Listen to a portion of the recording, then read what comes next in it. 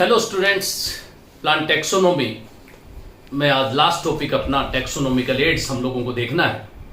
एक बार समझने की कोशिश करना है टेक्सोनोमिकल एड्स होता क्या है। आप लोग देखोगे जितनी भी प्लांट्स हैं, एनिमल्स हैं, अदर ऑर्गेनिजम्स हैं, वो एग्रीकल्चर में, फॉरेस्ट्री में, इंडस्ट्रीज में, फार्मास्यूटिकल इंडस्ट्रीज में वो यूज में आते हैं। लेकिन यूज में तो हम तब लें ना जब उनका करेक्ट आइडेंटिफिकेशन हो, करेक्ट उनका नॉमेनक्लेचर हो, करेक्ट क्लासिफिकेशन हो। उन सब के लिए करेक्ट आइडेंटिफिकेशन और क्लासिफिकेशन के लिए हमको बहुत सारी लेबोरेटरीज, फील्ड स्टडीज की जरूरत पड़ती है। And such type of tools, field and laboratories required for the correct identification of plants and animals and other organisms, हम उसको नाम देते हैं टेक्सोनोमिकल एड्स। तो सबसे पहले तो यह बात हुई कि उन टूल्स और टेक्निक्स को जो कि प्लांट्स के, एनिमल्स को करेक्ट आइडेंटिफिकेशन के लिए काम में आती है, हम उनको टेक्सोनोमिकल एड्स के नाम से जानते हैं। होता क्या है, कौन कौन से हैं ये टूल्स? तो सबसे इंपॉर्टेंट एक तो होता है हर्बेरियम। एक आप लोग देखोगे botanical gardens, museum, zoological park और जू, एक की जिसे हम टेक्सोनोमिकल की कहते हैं। उसके अलावा फ्लोरा, मैनुअल्स, मोनोग्राफ्स, कैटलॉग्स, ये सारे के सारे जो टूल्स हैं ये प्लांट या एनिमल के करेक्ट आइडेंटिफिकेशन के लिए यूज में आते हैं। और ये सारे के सारे क्या है, टेक्सोनोमिकल एड्स कहलाते हैं। हम लोग स्टार्ट करते हैं टेक्सोनोमिकल एड्स से। देखो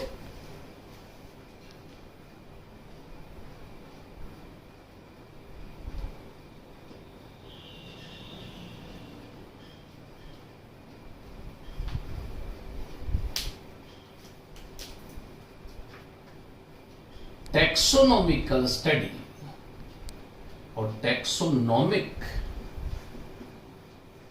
study of plants,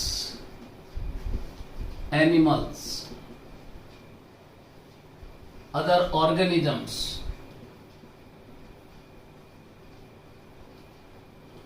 and other organisms are useful in agriculture,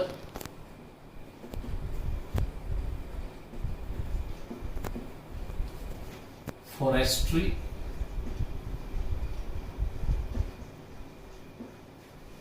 industries, खासकर जैसे हम लोग फार्मास्यूटिकल इंडस्ट्रीज की बात करते हैं।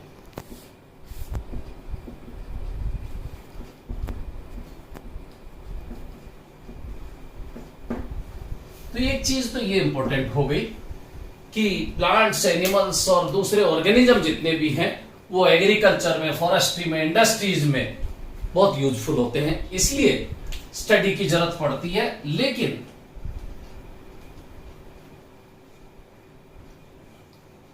For their correct identification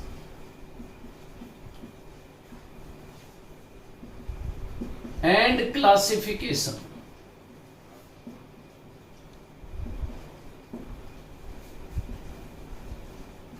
various tools, field study, laboratory are required। इन सब चीजों की जरूरत पड़ती है इन प्लांट्स और एनिमल्स के करेक्ट आइडेंटिफिकेशन के लिए। These various tools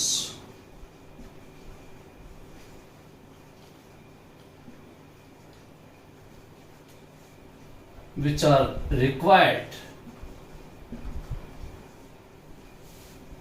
for the correct identification and classification are collectively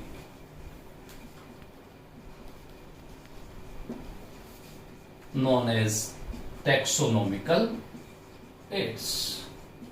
इन सारे टूल्स को हम टैक्सोनॉमिकल एड्स के नाम से जानते हैं। कौन कौन से हैं? Various taxonomical aids are herbarium, जिसे हम ड्राई गार्डन के नाम से भी जानते हैं।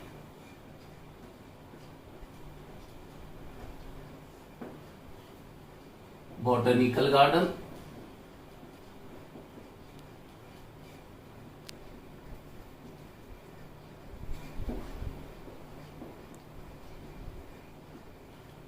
म्यूजियम,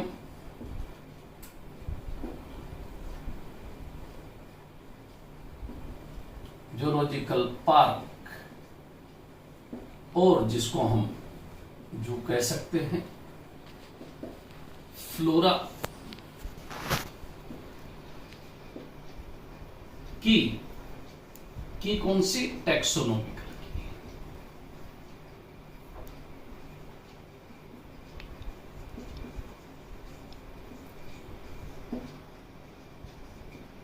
मैनुअल्स, मोनोग्राफ,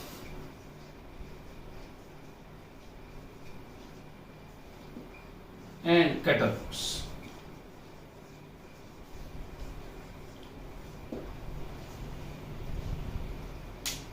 इस तरह से अपने को ये सारे टूल्स की जरूरत पड़ती है किसी भी ऑर्गेनिज्म के करेक्ट आइडेंटिफिकेशन के लिए, क्लासिफिकेशन के लिए। हम एक एक चीज को देखते हैं। हर्बेरियम से हम लोग स्टार्ट करेंगे। सबसे पहले बात करना आप लोग कि हर्बेरियम होता क्या है। तो हम कहेंगे it is a collection of plants that usually have been dried, pressed, preserved on seeds and classified in accordance with any accepted system of classification। क्या मतलब हुआ कि पहले हम लोग प्लांट्स को कलेक्ट करते हैं फील्ड में जाके, फिर उन प्लांट्स को कलेक्ट करके उनको हम ड्राई करते हैं, फिर उसको हम प्रेस करते हैं, फिर एक स्टैंडर्ड साइज की हर्बेरियम सीट पे उसको माउंट करते हैं। उसके बाद एक किसी वर्ल्ड वाइड जैसे बेंथम एंड हुकर्स क्लासिफिकेशन है, उसके अकॉर्डिंग उसको अरेंज करते हैं तो अपने पास एक हर्बेरियम बन जाता है। उस हर्बेरियम की रिचनेस, जिस सीट पे हमने उस प्लांट को प्रिजर्व किया, माउंट किया, उसको हर्बेरियम सीट कहते हैं, जिसे स्पेसिमेन कहते हैं। नंबर ऑफ स्पेसिमेन्स उस हर्बेरियम में कितने हैं, हर्बेरियम की रिचनेस उस पर डिपेंड करती है। अब आप लोग देखोगे क्या फील्ड में गए तो जाते ऐसे किसी भी प्लांट को उखाड़ लिया? नहीं। मोस्ट ऑफ दी जो एंजियोस्पर्मिक प्लांट्स हैं उसके करेक्ट आइडेंटिफिकेशन के लिए उस प्लांट में फ्लावर का होना जरूरी है, क्योंकि फ्लोरल जो कैरेक्टर्स है मोस्ट प्रिजर्व कैरेक्टर्स हो सकता है, रूट, स्टेम, लीव्स जो वेजिटेटिव कैरेक्टर्स हैं वो तो एनवायरमेंटल फैक्टर से इफेक्ट हो सकते हैं, लेकिन फ्लोरल कैरेक्टर्स सबसे ज्यादा प्रिजर्व्ड है, उनमें ज्यादा वेरिएशंस नहीं आएंगे। तो इस तरह से उस प्लांट में फ्लावर का होना जरूरी है। अब अगर हम लोग उस प्लांट में फ्लावर का होना तो जरूरी है, क्या केवल फ्लावर ले लेंगे? नहीं, जहां तक पॉसिबल हो रूट भी आ जाए, स्टेम भी आ जाए, लीव्स भी आ जाए, लेकिन फ्लावर होना चाहिए। अब अगर मान लो कोई प्लांट हर्बेशियस है और सीजनल हर्ब है, तो हम लोग उस प्लांट को कोशिश करेंगे रूट सहित लेने की। अब मान लो मैं फील्ड में गया, मेरे को फील्ड में उस प्लांट को कलेक्ट करना है जो कि ग्राउंड फ्लोरा में है, हर्ब है, तो मेरे को सबसे पहले किस टूल की जरूरत पड़ेगी हर्बेरियम बनाने के लिए? डिगर की जरूरत पड़ेगी। तो वो खुरपी चाहिए मेरे को उस प्लांट को रूट सहित निकालने। अपने को मिट्टी की जरूरत नहीं है, घर जाके लगाना नहीं उस प्लांट को, इसलिए ऐसा नहीं कि उसके रूट के साथ सॉइल भी आ जाए, नहीं, अपने को तो रूट उसकी आ जाए कि टैप रूट सिस्टम है, एडवेंटिशियस रूट है, फाइब्रस रूट है, किस तरह की रूट उसमें है। तो उस प्लांट की रूट सेट लेने के लिए अपने को किसकी? डिगर की जरूरत पड़ी। अब अगर मान लो कोई श्रब है या ट्री है, तो उसमें हम उसको रूट सहित तो उखाड़ नहीं सकते। तो मैंने कहा अगर जहां तक पॉसिबल हो तो श्रब और ट्री में रूट की जरूरत नहीं है, हम उस प्लांट में, श्रब और ट्री में उस ट्विग को लेंगे जिसमें फ्लावर है। तो क्या वहां डिगर काम आएगी? नहीं, डिगर काम नहीं आएगी। वहां पे क्या काम आएगा? एक कोई शार्प ट्विग कटर काम आएगा। और कोई भी शार्प ट्विग कटर को हम स्केटियर कहते हैं। अगर आप लोगों ने देखा होगा, प्लास के जैसा छोटा सा इंस्ट्रूमेंट है स्केटियर, इतना मुंह खुल गया तो उसमें कितनी हार्डेस्ट उसकी ट्विग हो उसको कट कर देता है, तो अपने को एक स्केटियर की जरूरत पड़ती है। तो इस तरह से आपको डिगर की जरूरत पड़ी, आपको स्केटियर की जरूरत पड़ी। अब अगर हमने प्लांट्स को कलेक्ट तो कर लिया, लेकिन किस में, क्या हाथ में लिए थोड़ी घूमते हम लोग। फील्ड में जब जाते हैं तो इन सारे प्लांट्स को हम लोग क्या करते हैं, एक ऐसे बॉक्स में जो एल्यूमिनियम या टिन बॉक्स होता है उसके अंदर टेम्पररीली उसको स्टोर करके रखते हैं, और उस टिन बॉक्स का नाम क्या है, वैस्कुलम। तो वैस्कुलम इज एन एल्यूमिनियम और tin box in which plants collect temporarily, उसको नाम देते हैं वैस्कुलम। फील्ड में हम वैस्कुलम भी लेके जाते हैं। अगर आप लोग उस वैस्कुलम को देखोगे तो इतना सा एल्यूमिनियम और टिन का बॉक्स है, उसमें एक लिड होती है, अंदर की तरफ आप देखोगे स्पंज और बिल्कुल वेलवेट की उस पर कवरिंग होती है, ताकि प्लांट का कोई पार्ट, फ्लोरल पार्ट डैमेज नहीं हो। तो टेम्पररीली हम उस वैस्कुलम में, उसका अल्टरनेट क्या, हम पॉलीथीन बैग ले लेते हैं। पॉलीथीन बैग वो कलर्ड वाले नहीं, ट्रांसपेरेंट बड़े पॉलीथीन बैग्स, ताकि उसको भी हम लोग रबर बैंड रख लेके और उनको हम कैरी करके रख सकें। तो इस तरह से आपने डीगर ली, आपने स्केटियर लिया, आपने वैस्कुलम लिया, हम सारे प्लांट्स कलेक्ट करके आ गए। अब वहीं पे फील्ड में ही एक जगह बैठ के हम उनको ड्राई करने के लिए, प्रेस करने के लिए क्या चाहिए अपने को, ब्लॉटिंग पेपर्स चाहिए। ब्लॉटिंग पेपर्स क्या होते हैं, उस मॉइस्चर को एब्जॉर्ब कर लेंगे, और वो ब्लॉटिंग पेपर का अल्टरनेट क्या, हम न्यूज़पेपर ले लेते हैं। अब एक एक प्लांट को वहीं पे, अगर कोई प्लांट जैसे अपने रूट सहित लिया और उसका साइज बड़ा है, तो हम उस प्लांट को क्या करेंगे, फोल्ड करके या तो वी शेप दे देंगे, या आप लोग देखोगे एक टर्न और देके एन शेप दे देंगे, या फिर और भी अगर थोड़ा सा बड़ा है तो उसको डब्ल्यू या एम शेप दे देंगे, इससे ज्यादा जिगजैग नहीं करेंगे। तो इस तरह से उस प्लांट को straight, V shape, N shape या डब्ल्यू एम शेप में उसको उस हर्बेरियम शीट पे, ताकि वो आ जाए, हम लोग ब्लॉटिंग पेपर में अगर कोई लीफ फोल्ड हो गई है, लीव्स ओवरलैप कर रही हैं, तो उनको हटा के लीफ को स्ट्रेट करके, अगर कोई एडेक्शियल सरफेस, अपर सरफेस और अबेक्शियल दोनों सरफेस दिखाना हो, ताकि वेनेशन भी हम लोग देख जाएं, उस तरह से जब उस प्लांट को ब्लॉटिंग पेपर में हम लोग उस ट्विक को रखते हैं, उसी समय इस चीज का जरूर ध्यान रखते हैं। जब हम लोग फील्ड में गए तो ऐसा नहीं कि बहुत बड़ी ट्विग और हमने काट ली, ध्यान में रखेंगे उस ब्लॉटिंग पेपर के साइज को, उस हर्बेरियम शीट के साइज को, कि हाँ इंटरनेशनल स्टैंडर्ड साइज होता है हर्बेरियम शीट का 11.5 बाय, आप लोग देखोगे 11.5 बाय 16.5 इंचेस।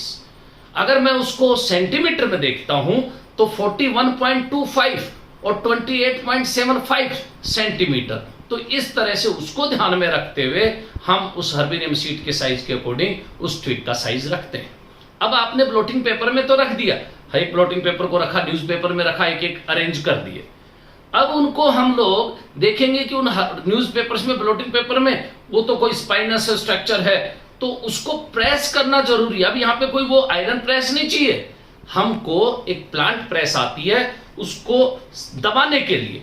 तो आप लोग लेबोरेटरी में जैसे अगर देखेंगे तो लैब में इस तरह के वुड का बना हुआ एक प्लेटफॉर्म होता है, और उस प्लेटफॉर्म पे दो आप लोग देखोगे एंगल लगे होते हैं, स्क्रू एंगल, और उसके ऊपर एक टॉप होता है जिसमें होल होता है, ताकि वो स्क्रू एंगल में आ जाए और हम लोग नट बोल्ट से उसको कस सके।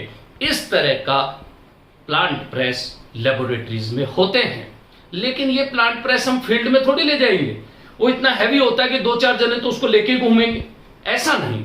हम पोर्टेबल प्लांट प्रेस होती है कि वो उसकी लोहे की बनी हुई छोटी सी प्लांट प्रेस होती है, उस पर बेल्ट होती है, उसमें हम इजीली कैरी करके ले जा सकते हैं। तो फील्ड में हर बच्चे के पास इस तरह की पोर्टेबल प्लांट प्रेस होती है। लैब में लाके सारे के सारे प्लांट्स हम उस प्लांट प्रेस में रख देते हैं। तो इस तरह से हमने क्या क्या किया, हमने सबसे पहले प्लांट को कलेक्ट किया डिगर से, स्केटियर से, उसको हम लोगों ने फिर उस वैस्कुलम में रखा, फिर हमने ब्लॉटिंग पेपर में रखा, फिर प्लांट प्रेस में रखा।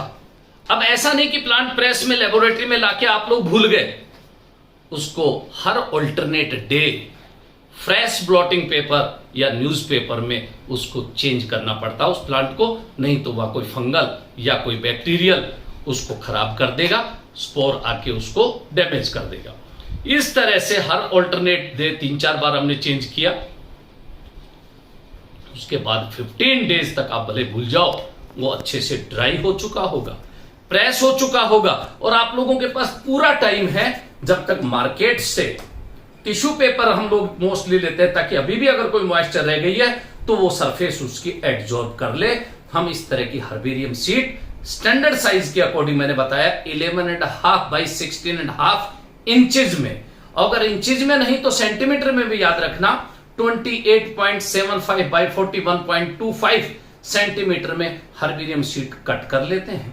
अब आप लोगों ने हर्बेरियम शीट भी तैयार हो गई, प्लांट भी ड्राई हो गया, वो आपको प्रेस भी हो गया। अब क्या करना, अपने को उस हर्बेरियम शीट पे माउंट करना है। अब कैसे करें, ये भी बहुत इंपॉर्टेंट तरीका है कि प्लांट अपने पास है, हर्बेरियम शीट अपने पास है, उसको माउंट कैसे करें। तो पहले क्या होता था, हम लोग सेलो टेप लगाते थे। सेलो टेप भी कोई ऐसे नहीं प्लस का निशान बना दिया, सेलो टेप में छोटे छोटे पीसेस तोड़ते थे, मेन उसके ब्रांच पे, छोटी ब्रांचेस पे उस पे लगा देते थे। लेकिन थोड़े टाइम बाद उसकी एडहेरेंस आप लोग देखोगे वो डिटैच हो जाता था। तो दूसरा तरीका हम लोग अब क्या करने लगे, उस प्लांट बॉडी के उस ट्विग की लोअर सरफेस पे हम लोग फेविकोल लगाते, उसके बाद उस हर्बेरियम शीट पे हम उसको चिपका देते। लेकिन इसका फायदा क्या हुआ, जब अपने पास इस प्लांट की डिटेल ही नहीं है तो आप लोग देखोगे कि उस हर्बेरियम शीट के राइट हैंड साइड कॉर्नर पे लेबलिंग होती है, एक लेबल लगा होता है, और उस लेबल में पूरी इंफॉर्मेशन क्या कि herbarium sheet of department of botany government colleges में जैसे लिखा, फिर उसके नीचे लिखा स्पेसिमेन नंबर 1 to लेके 100 तक, इतना भी ब्लैंक छोड़ दिया। फिर उसके बाद लिखा होता है उस प्लांट की फैमिली का नाम, सबसे पहले हम जैसे फैमिली से आइडेंटिफाई किया, नेम ऑफ फैमिली, फिर जैसे उसका बॉटनिकल नेम, फिर उसका लोकल नेम, फिर लोकेलिटी की मैंने कहां से कलेक्ट किया, जैसे फॉर एग्जांपल मैं बूढ़ा पुष्कर से कलेक्ट किया, मैंने बैजनाथ से कलेक्ट किया, मैंने जीसीए कैंपस से कलेक्ट किया, मैंने तारागढ़ से कलेक्ट किया। इस तरह से उस लोकेलिटी का नाम लिख देते हैं। फिर उसके बाद लोकेलिटी के नाम के बाद डेट ऑफ कलेक्शन, कि आपने कब कलेक्ट किया, वो भी उस हर्बेरियम शीट पे आ जाता है। And who collect that plant, तो collected by, name of collector, कि किसने कलेक्ट किया, जैसे मैंने कलेक्ट किया तो मैंने अपना नाम लिख दिया। उसके बाद आइडेंटिफाइड बाय, कि उस प्लांट को किसने पहचाना, उसका नाम आइडेंटिफाइड बाय, जैसे डॉक्टर मनोज यादव, मैंने पहचाना तो उसमें नाम आ गया मेरा।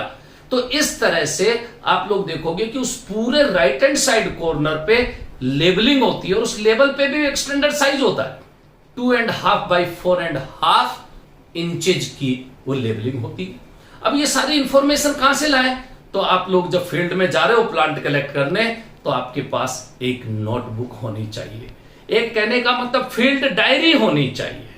तो अपने पास उस टूल्स में एक फील्ड डायरी भी आ गई। फॉर एग्जाम्पल बच्चे अपने साथ चले और बच्चा एक प्लांट लेके आया कि क्या टेफ्रोशिया पर्प्यूरिया, मैंने कह दिया ये क्लियोम विस्कोसा है, मैंने कह दिया ये यूफोर्बिया हिर्टा है, मैंने कह दिया बोराविया डिफ्यूजा है। तो इस तरह से मैंने प्लांट के नाम बता दिए, मैंने फैमिली बता दी, लोकेलिटी आपको पता, डेट ऑफ कलेक्शन आपको पता है, सारी बातें। तो मैं उस प्लांट की डिटेल को साथ साथ में उस फील्ड डायरी में नोट करता जाऊंगा। अब मैंने नोट तो कर लिया, लेकिन उस प्लांट को मैंने 1 महीने पहले कलेक्ट किया था।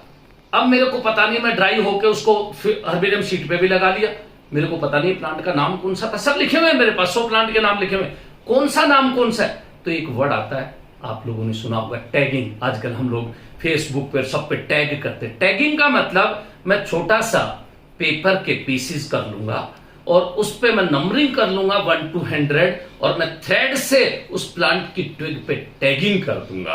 तो 1 नंबर पे मैंने लिखा टेफ्रोशिया पर्प्यूरिया, नंबर 2 पे मैंने लिखा यूफोर्बिया हिर्टा, नंबर 3 पे मैंने लिखा बोरेविया डिफ्यूजा।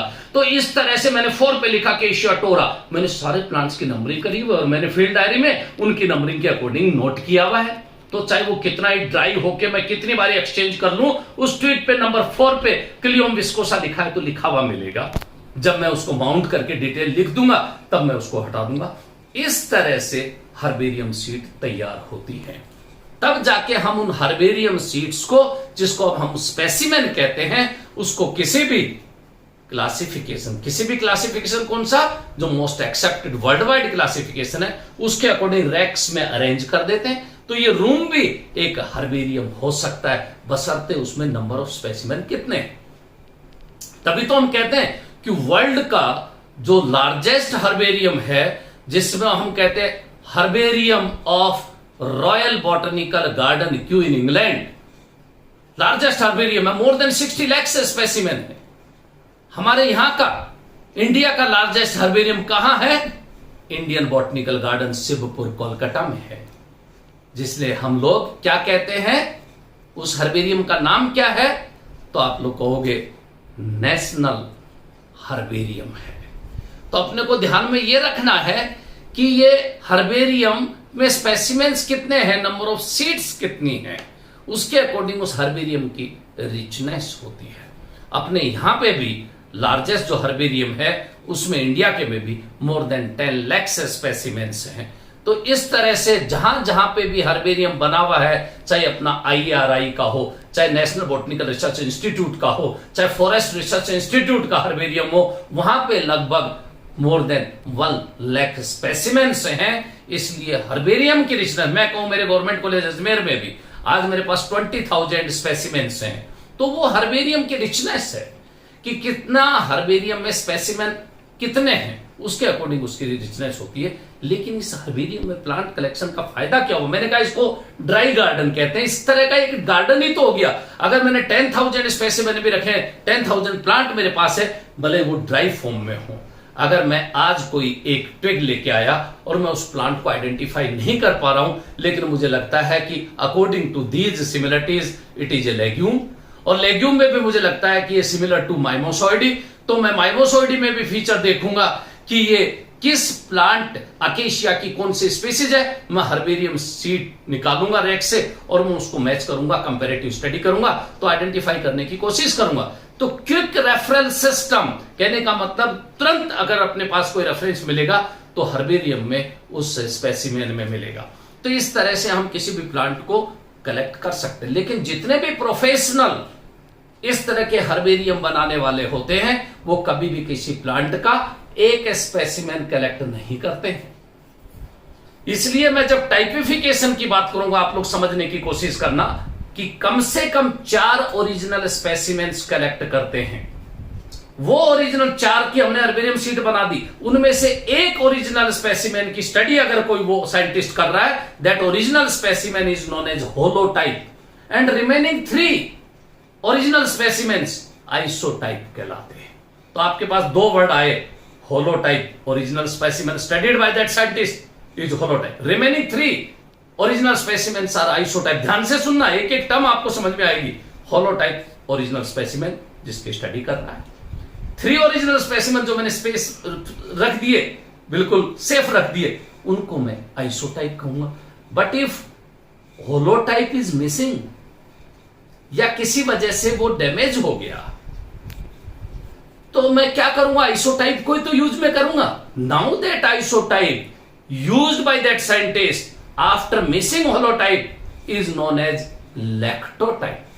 अब उस आइसोटाइप को ही मैं नाम दूंगा lectotype. But if all 4 original specimens are missing, चारों ही खत्म हो गए, लॉस्ट हो गए, तब मैं क्या करूंगा? Same specimen is collected by same locality. अगर मैं नया स्पेसिमेन उसी लोकेलिटी से वापस लेके आता हूं, नया का मतलब neo, now that is known as neotype. अब उसको नाम दूंगा नियोटाइप। लेकिन पता चला कि वहां पे वो ओरिजिनल स्पेसिमेन जो मैं कलेक्ट किया था है नहीं, मैं किसी दूसरी लोकेलिटी से अगर कलेक्ट करता हूं सेम स्पेसिमेन, नाम दूंगा मैं पैराटाइप। लेकिन जैसे मान लो किसी 2 स्पेसिमेन को मैं साइमल्टेनियसली स्टडी करता हूं कि मैंने 2 हर्बेरियम सीट में देखा कि इनमें कुछ वेरिएशंस हैं। If that scientist is studied both herbarium seeds simultaneously, now it is known as syntype. तो इस तरह से कुछ टाइप्स भी हैं जिनको हम लोग देखेंगे। तो सबसे पहले अगर आप लोगों ने सारी बातें समझ ली, हम हर्बेरियम सबसे पहले देखेंगे, उसके बाद एक एक चीज को हम लोग आगे बढ़ते जाएंगे। देखना कैसे? हर्बेरियम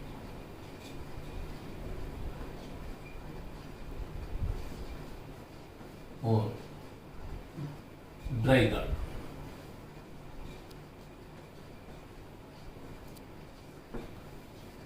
डेफिनेशन आप लोगों को आ गई क्या? Herbarium is defined as the collection of plants that usually have been dried, pressed,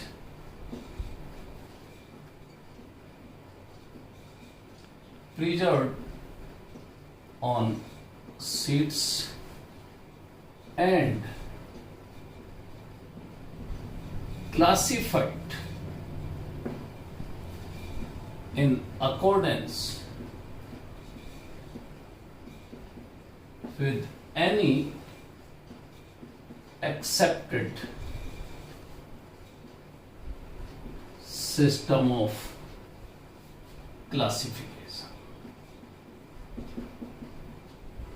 ये तो अपने पास हर्बेरियम की एक definition. Various tools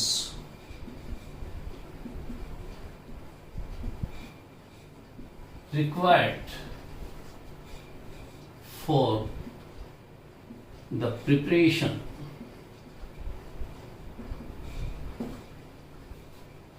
of herbarium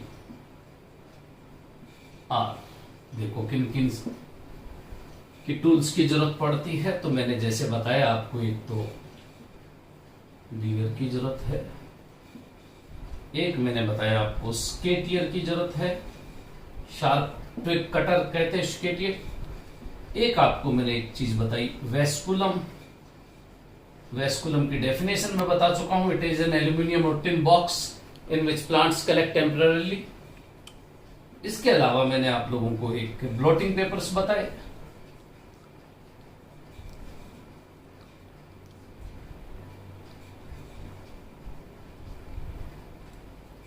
मैंने फील्ड डायरी बताई.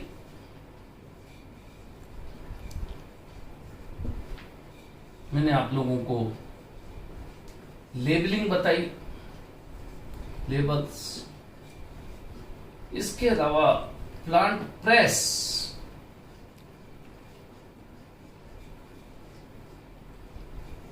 और खास इंपॉर्टेंट चीज हर्बेरियम सीड्स. इन टूल्स की हमको जरूरत पड़ती है. अगर मैं कहूं कि हर्बेरियम सीड ये रही अपने पास, इस हर्बेरियम सीड का एक इंटरनेशनल मैंने बताया स्टैंडर्ड साइज होता है कि ये 11.5 इंचेस एंड 16.5 इंचेस. लेकिन अगर हम लोग इसको सेंटीमीटर में कहें तो याद रखना, और 28.75 सेंटीमीटर बाई 41.25 सेंटीमीटर ये इंचेस में है और ये सेंटीमीटर में है. ये चीज अपने को ध्यान में रखनी है. इस स्टैंडर्ड साइज की हर्बेरियम सीट के राइट हैंड साइड कॉर्नर यहां आप लोग देखो, ये लेबल होता है. ये भी 2.5 बाई 4.5 इंच होता है. ये भी ध्यान रखना. और यहां पे हम लोग इस प्लांट को लगाते हैं. ये रहा ट्विग होती है, उस ट्विग को ये देखो, और ये हम लोग यहां पे लगाते हैं. यहां पे फ्लावर उसमें होना मैंने बताया आपको मस्ट है. फ्लावर उसमें होना चाहिए. इस तरह से आप लोग देखोगे खासकर इस लेबल में क्या क्या इंफॉर्मेशन होती है, इसको एक बार देखने की कोशिश करना. इस लेबलिंग में क्या क्या होता है. सबसे ऊपर लिखा होता है herbarium of department of botany,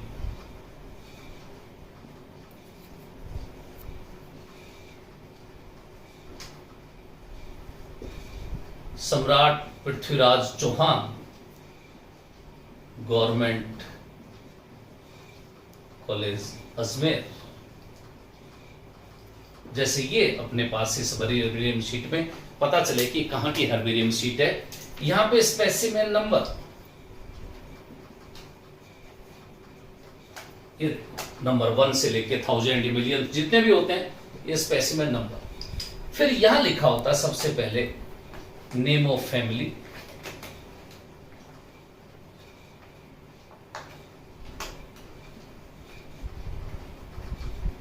यहां लिखा होता है अपने पास बॉटनिकल नेम,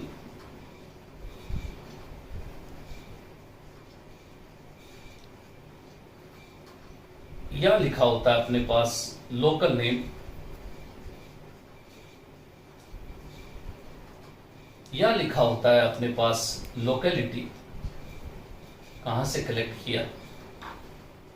उसके बाद लिखा होता है डेट ऑफ कलेक्शन, कब कलेक्ट किया। उसके बाद collected by, name of collector, किसने कलेक्ट किया। और फिर लिखा होता है identified by, who identified that specimen. ये सारी डिटेल उस राइट हैंड साइड लेबल पे लगी होती है और ये अपने पास एक हर्बेरियम स्पेसिमेन तैयार हो जाता है। इसको किसी भी क्लासिफिकेशन के अकॉर्डिंग हम लोग अरेंज कर सकते हैं। अब ये इतने स्पेसिमेन कितने हैं उस हर्बेरियम सीट पे, उस पर डिपेंड करता है। मैंने बताया था रिचनेस किसी भी हर्बेरियम की उस स्पेसिमेन पे डिपेंड करता है। जैसे वर्ल्ड का लार्जेस्ट हर्बेरियम देखना, herbarium of royal botanic garden Q in England, ये वर्ल्ड का लार्जेस्ट हर्बेरियम है जिसमें आप लोग नंबर ऑफ स्पेसिमेन देखोगे तो मोर देन 60 लाख स्पेसिमेन होंगे इसमें, वर्ल्ड के लार्जेस्ट हर्बेरियम में। लेकिन अगर मैं कहूं कि इंडिया का लार्जेस्ट हर्बेरियम, तो मैं कहूंगा सेंट्रल नेशनल हर्बेरियम, कहां पे है, of Indian botanical garden Shivpur, Howrah, Kolkata. इसमें भी मोर देन आप लोग देखोगे 10 लाख स्पेसिमेन होते हैं, मतलब मोर देन 10 लाख स्पेसिमेन है। इसी तरह अपने इंडिया का ही herbarium of forest research institute Dehradun, यहां पे आप लोग देखोगे तो लगभग आप लोग कहोगे 3,50,000 स्पेसिमेंस हैं। इसके अलावा कुछ सर्किल्स है हर्बेरियम के, कि हर्बेरियम ऑफ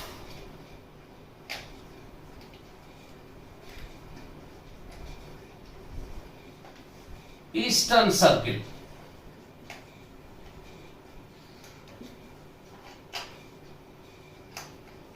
कहां पे है हर्बेरियम ऑफ ईस्टर्न सर्किल, तो शिलोंग में।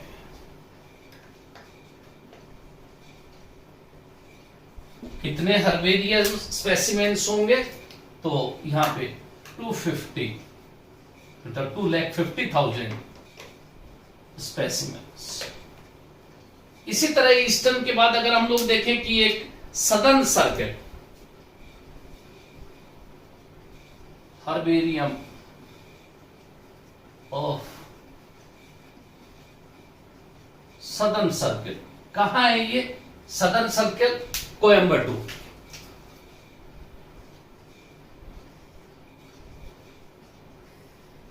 यहां पे भी हम लोग कहें कि 2,33,000 स्पेसिमेंस।